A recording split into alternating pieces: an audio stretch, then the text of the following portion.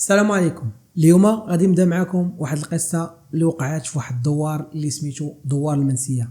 هاد الدوار كاين في وسط الجبال والناس ديالو كلهم عارفين باللي فيه واحد المكتبه اللي قديمه ومهجوره سميتها دار الكنوز. كلشي كيقول باللي فيها شي حاجه اللي ماشي هي هذيك، خصوصا بالليل. هذا حميد واحد الشاب من الدوار ولكن مولف الحياه ديال المدينه، كان كيتفرج بزاف قصص ديال الرعب الحقيقيه اللي كاينه في اليوتيوب، وكان ديما كيضحك على الخرافات ديال الدوار بالنسبه ليه. داكشي غير تخيلات ديال الناس الشيبانيين والناس الكبار. وفي واحد الليله اللي كانت فيه اعصاب باش الشدير بصح والجو كان بارد والضبابه كانت مغطيه الدوار كامل، تعشى حميد مع خوالو وفي الليل وهو جالس كيشوف في فيديوهات ديال الرعب. جا عنده ولد خالو يونس قال لحميد وهو خايف وكيترعد: اودي حميد عافاك ما تخرجش هاد الليله، راه سمعت الصوت ديال البكا جاي من جهه دار الكنوز. حميد ضحك: غير الهضره خاويه هذيك يونس، هذيك غير الريح اللي كتدخل من الشراجم. ولكن واحد النداء ديال التحدي والفضول اللي دفع حميد بغى يثبت للكل بان راه داكشي، بانه هو ماشي خواف، وبان القصص ديال الرعب اللي كيتفرج فيهم في اليوتيوب ماشي بحال الواقع. لبس حميد الكبوت ديالو وهز معاه التليفون اللي فيه البيل وخرج للطريق ديال المكتبه اللي كانت معروفه وكانت معزوله وكحله وكل شيء ساكت والسكون في هذيك الطريق اللي كتخلع. وصل الحميد لقدام الدار ديال الكنوز. الدار كانت مبنيه بالحجر القديم وفيها واحد الباب خشبي اللي كبير بزاف. الباب كان النص ديالو محلول بحال اللي كيتسناك تدخل. غير دخل ضرباته واحد الريحه حامضه ومخلطه بالريحه ديال الغموليه ديال دوك الكتوبه القدام. الدار كانت بارده بزاف واخا الشتا ما كانتش كتصب ديك الساعه.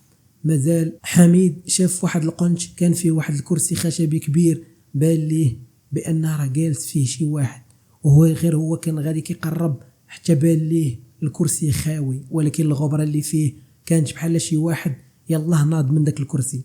بقى حميد كيدور في هذيك الدار وبين الرفوف هذوك الكبار اللي محطوطين فيهم الكتوبه ومقطعين، كان كيسمع غير الخطوات ديال رجليه فداك، مع كان الوراق مشتين كان كيتسمعوا دوك الخطوات ديالو. حميد كان هاز التليفون ديالو وكيصور في هذيك الدار باش يدير فيديو تجربه مرعبه لليوتيوب. وصل لواحد القاعه اللي كانت فيها الكتوبه محطوطين على الارض بشكل عشوائي، بحال شديتي كتوبه وفرقتيهم بحال هكا ولحتيهم. وهو كيصور سمع واحد الصوت اللي رقيق بحال شي طفله كتهمس ليه في ودنيه وكتقول ليه: فين الكود ديالي؟ قلب حميد التليفون بالزربه، شاف اللور ديالو موراه ما لقى حتى شي واحد، والعرق بدا كيهبط ليه من جبهته.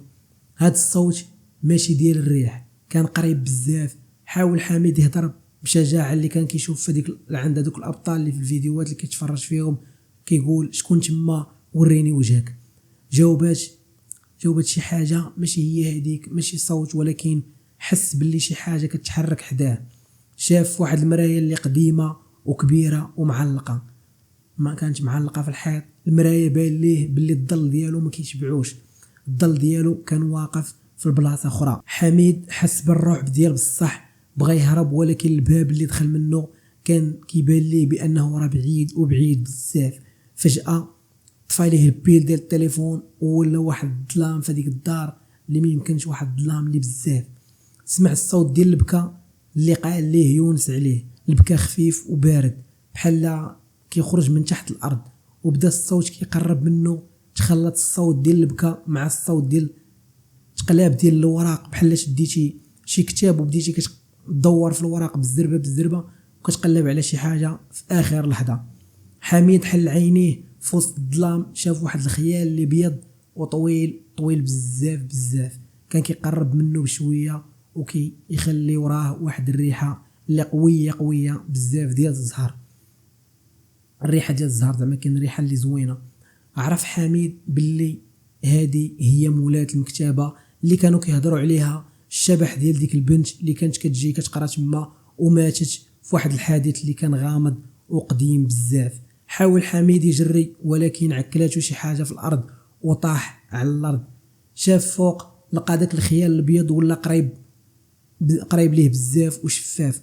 مولات المكتبه همست ليه هاد المره بصوت قوي ومخيف: اللي دخل هنايا خاصو يولي كتاب من هاد الكتوبه. في اللحظه الاخيره حميد شد التليفون ديالو اللي طاح ليه، شعل البيل ديالو بالزربه. ملي شعل داك البيل الخيال تشتت ورجع للاخر ديال القاعه، ديك القاعه الاخرانيه رجع ليها.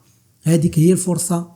ناض حميد كيجري بجهد وبدا كيجري وما كيشوفش من موراه، وكان غادي قاصد الباب دقه وحده.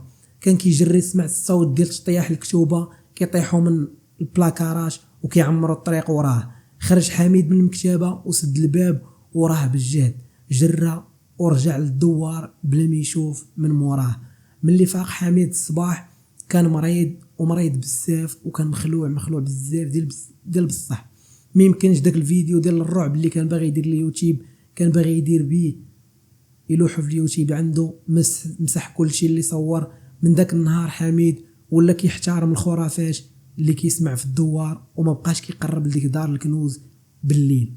وهنايا غادي تكون سالات القصه ديال حميد. وما تنساوش الى عجبتكم القصه ديروا لايك وتبارطاجيو مع اصحابكم وديروا اشتراك، ونتلاقاو في قصه اخرى ان شاء الله، وتهلاو.